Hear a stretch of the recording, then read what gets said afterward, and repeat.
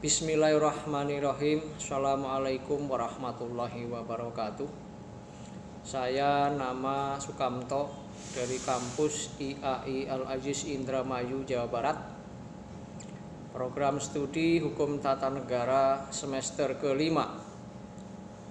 Melaksanakan tugas dengan mata kuliah Masail Fiqhiyah fi Siyasah dengan dosen pengampu Muhammad Hasyim Fanirin SPDI MAPD. Tugas ini semata-mata dalam rangka untuk memenuhi tugas tengah semester ganjil ini. Bentuk tugasnya adalah tanya jawab tentang masalah-masalah fikih.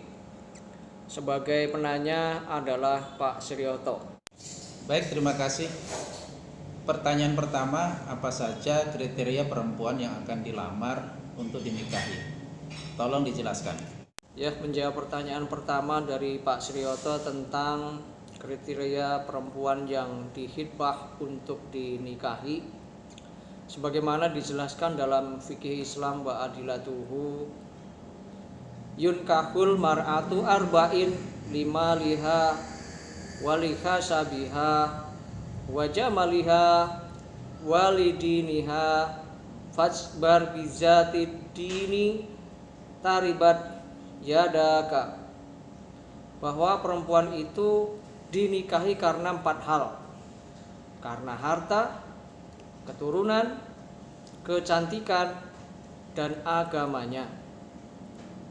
Akan tetapi memilihlah perempuan yang memiliki agama. Untuk pertanyaan kedua, dalam memilih perempuan yang akan dinikahi, mana yang lebih penting untuk dipilih?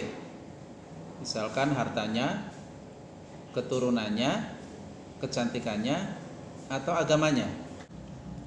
Dijelaskan dalam fikih Islam wa adilatuhu, la tankihun nisa'a lihusnihinna fala 'alallahu yurdihinna wala limalihinna fala 'alallahu yudhihinna wankihuhunna lidini wala ammatun sauda'u kharqa'u zatu dinin afdalu. Janganlah kalian menikahi para perempuan karena kecantikan. Boleh jadi kecantikan tersebut akan menghancurkan mereka.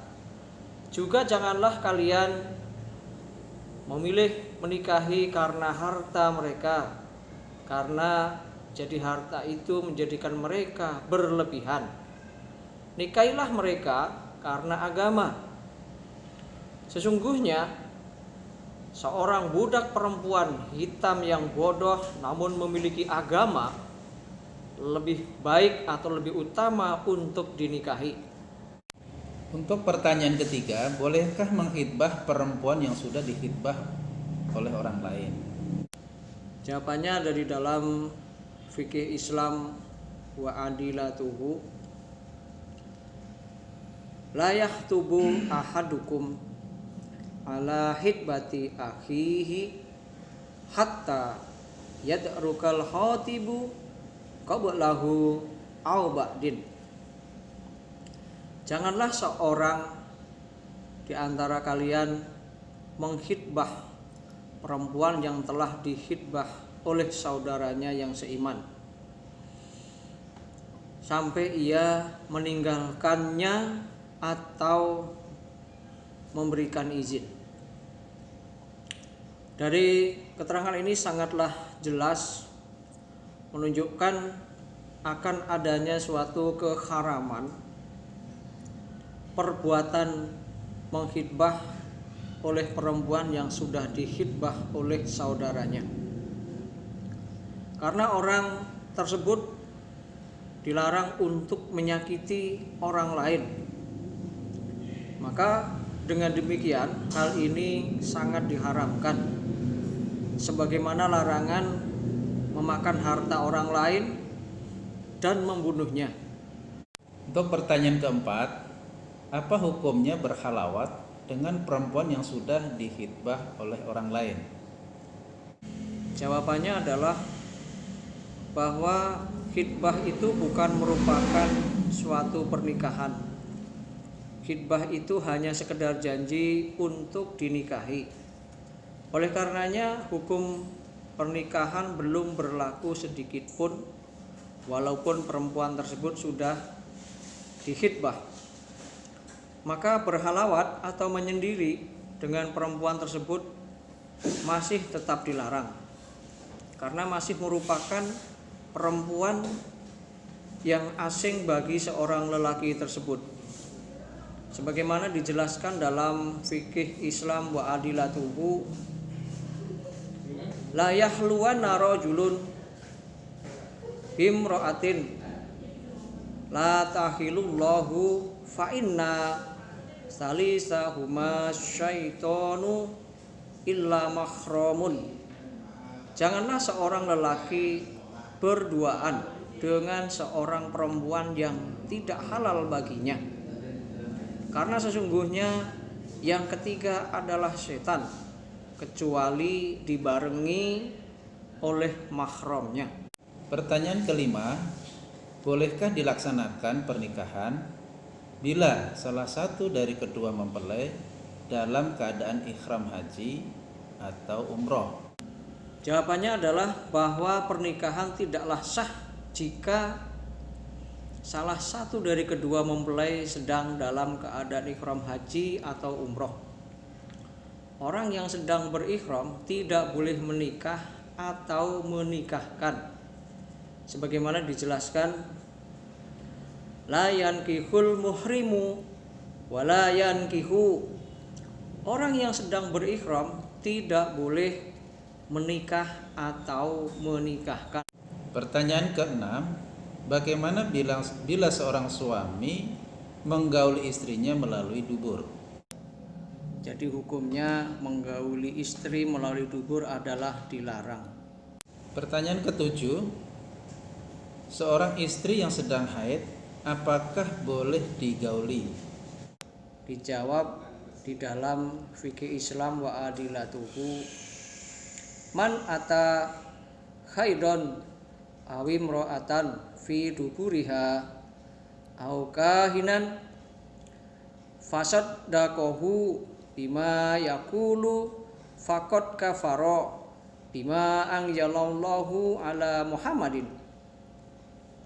Barang siapa yang menggauli perempuan yang sedang haid atau lewat dubur atau mendatangi dukun dan membenarkan apa yang ia katakan, maka orang tersebut telah kufur dengan apa yang telah diturunkan Allah kepada Muhammad.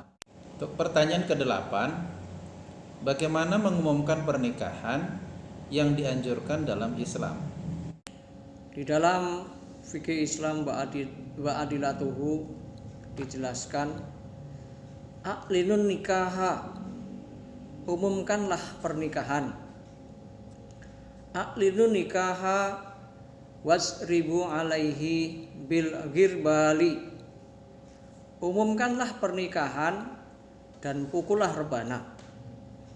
Itu yang dianjurkan di dalam Islam.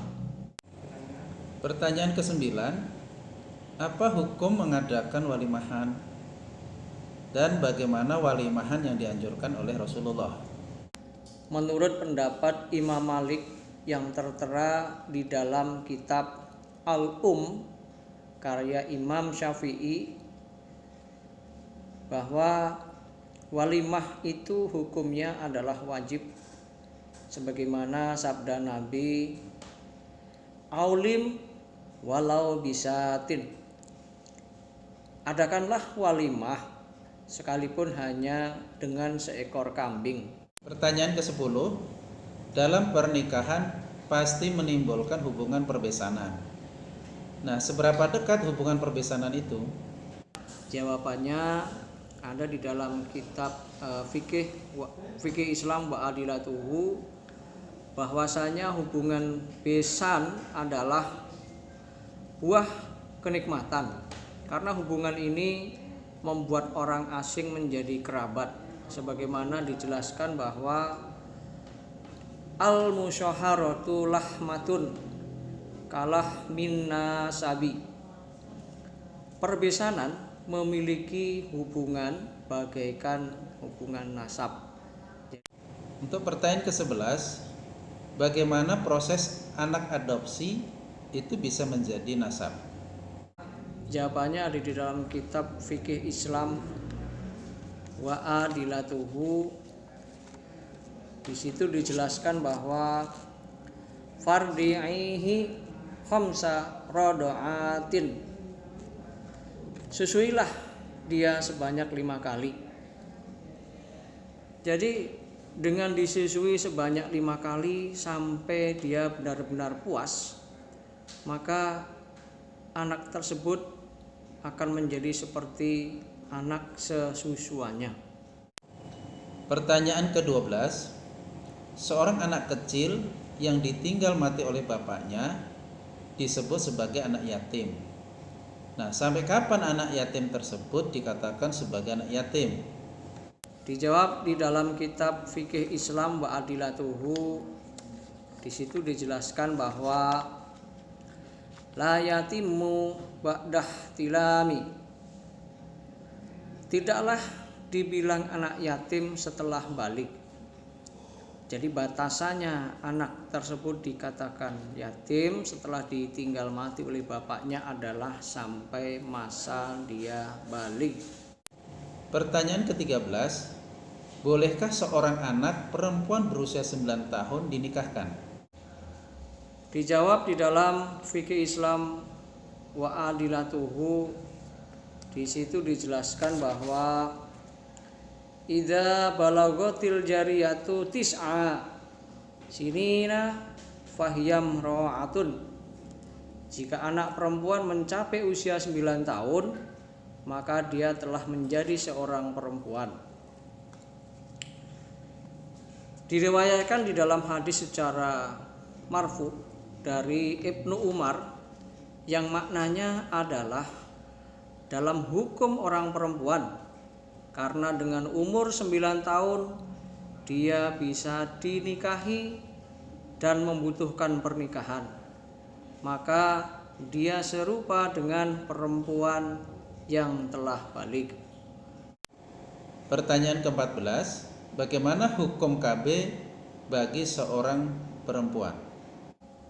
Dijelaskan di dalam kitab Asy-Syarqawi juz 2 halaman 332.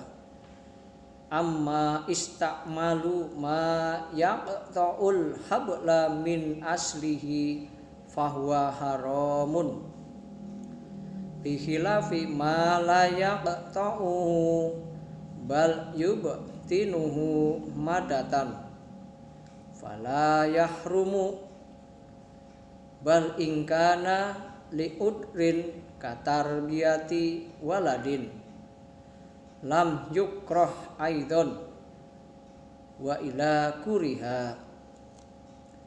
Adapun menggunakan sesuatu, obat dan lain-lain yang dapat memutus kehamilan, maka atau tidak bisa hamil sama sekali, maka adalah haram. Berbeda jika menggunakan sesuatu yang tidak sampai memutus kehamilan, namun hanya menundanya sementara waktu, maka yang demikian itu tidaklah haram. Jika menundanya karena alasan uzur, misalkan untuk mendidik anak, maka boleh. Jika tidak ada uzur, maka makruh. Untuk pertanyaan terakhir ke-15, apa yang dimaksud dengan azal dan apa hukumnya azal tersebut? Bahwa yang dikatakan dengan azal itu sebenarnya adalah mencabut penis dari dalam vagina istrinya, kemudian mengeluarkan air mani di luar vagina. Dalam hal ini dijelaskan di dalam kitab Fathul Bari juz 9 halaman 305. Di situ dijelaskan bahwa robul azli ain naj'u ba'dal ilaji liyunazzala kharijul farji. Bab tentang al-azl, yaitu mencabut penis setelah penetrasi agar air mani tertumpah di luar farji atau vagina. Di dalam satu hadis Sahih Muslim nomor 1440, di situ juga dijelaskan bahwa kunna na'zulu ala ahdi Rasulullah Shallallahu Alaihi Wasallam falam yanhana annahu, kami melakukan azl di zaman Rasulullah Shallallahu Alaihi Wasallam dan beliau tidak melarang kami darinya. Demikian jawaban yang kami sampaikan.